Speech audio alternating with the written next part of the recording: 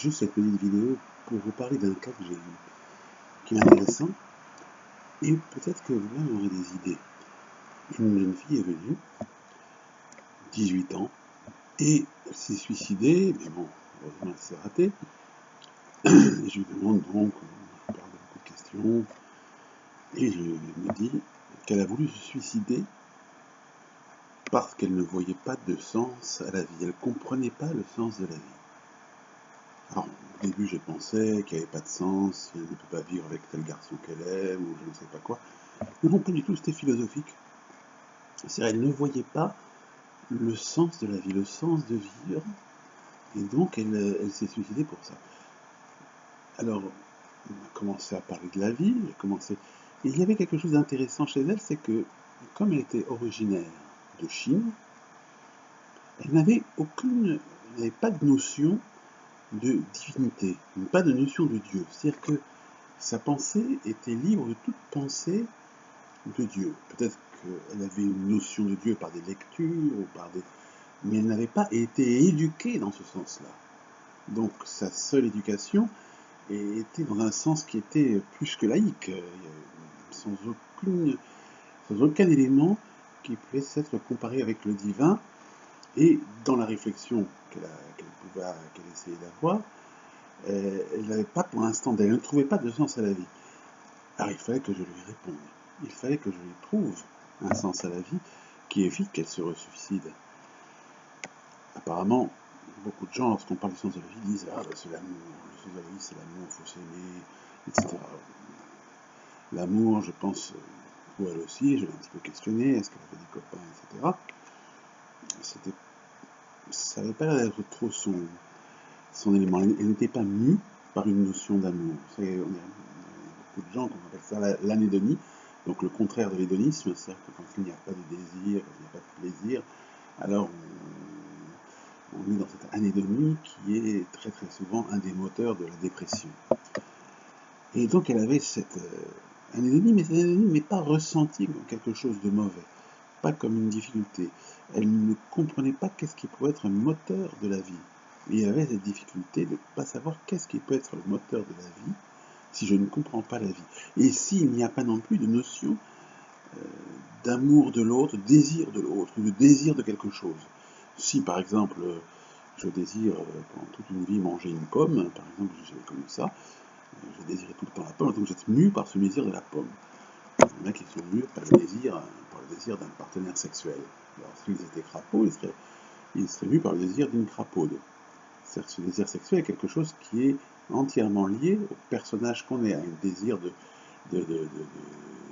procréation qui est inhérent à l'humain, inhérent à tous les animaux, inhérent même aux plantes, puisqu'elles font en sorte d'avoir une reproduction sexuelle qui est liée aux insectes.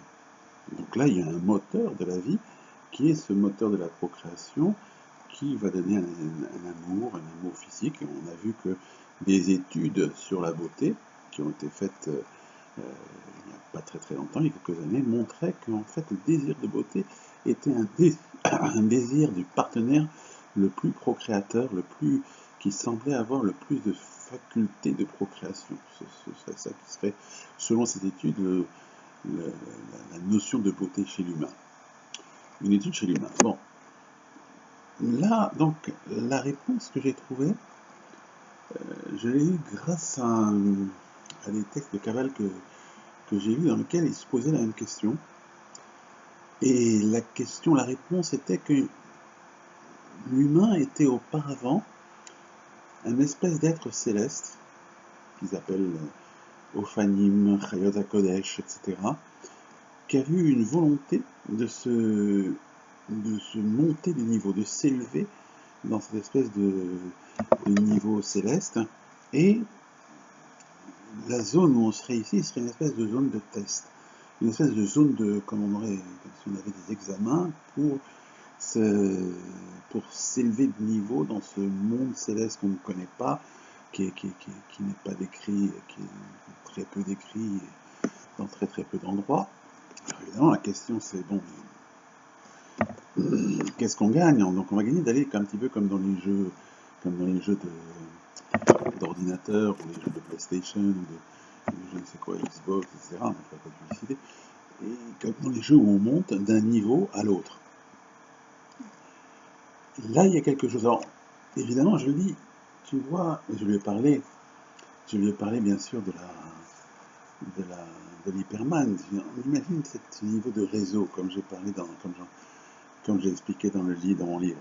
Donc, si nous-mêmes on a une espèce de réseau, on est notre cerveau, il est une espèce de système qui se met en connexion avec un autre système qui est beaucoup plus large, beaucoup plus grand.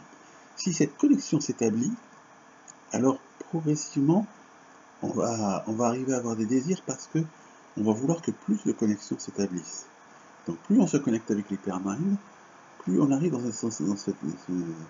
dans ce monde de niveau et on comprend, on a cette communication et on voit des résultats. C'est-à-dire que quelque chose qu'on va avoir une volonté d'acquérir sans qu'il y ait de désir obligatoirement, va être obtenu. Et on va avoir donc une évolution dans ce qui est obtenu. Par exemple, si demain vous voulez apprendre à jouer au tennis, alors vous allez prendre des cours, etc. Mais les cours n'auront aucun intérêt tant que vous ne verrez pas une espèce d'évolution dans votre jeu. Que vous allez voir, vous commencez à être meilleur, à reprendre la balle, à envoyer la balle de l'autre côté. Et là, le cours prend un intérêt. Le cours prend un intérêt parce que vous évoluez dans le jeu. Alors, a priori, lorsque le professeur donne le cours de tennis, il va dire placez-vous de côté, mettez-vous comme ça, et vous allez bouger la raquette comme ça. Tant que vous n'avez pas joué, peut-être vous n'allez pas voir le rapport entre le jeu, entre le cours du professeur, l'effort que vous allez mettre et ce que vous allez obtenir. Et là, ça va être un petit peu la même chose. Il y a beaucoup d'éléments qu'on ne connaît pas, qu'on ne comprend pas dans ce monde. Un monde très difficile à comprendre, que ce soit la Shoah, les cyclones, etc. Et puis ce que nous-mêmes on produit comme évolution. Il y a un rapport entre ce que nous on produit au niveau de la pensée, de l'invention, de la création du monde et ce qui nous entoure. Donc ce monde qui est en connexion avec nous, qui est celui de l'hypermind. L'hypermind qui est en connexion avec ce qui est à l'intérieur de nous, à l'intérieur du cerveau ou de la pensée, qu'elle soit située. Et c'est cela qui était intéressant. Je dis là, il y a quelque chose que tu vas obtenir et tu vas comprendre un petit peu quel est ce chemin et continuer sur ce chemin.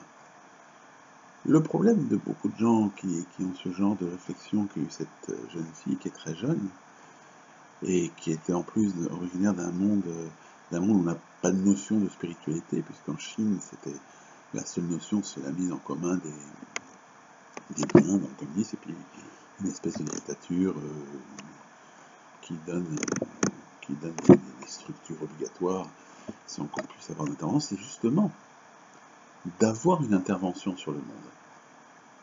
Si vous subissez une dictature, on vous dit c'est comme ça que tu dois penser, c'est comme ça que tu dois agir. Vous avez deux choses à faire, trois choses à faire.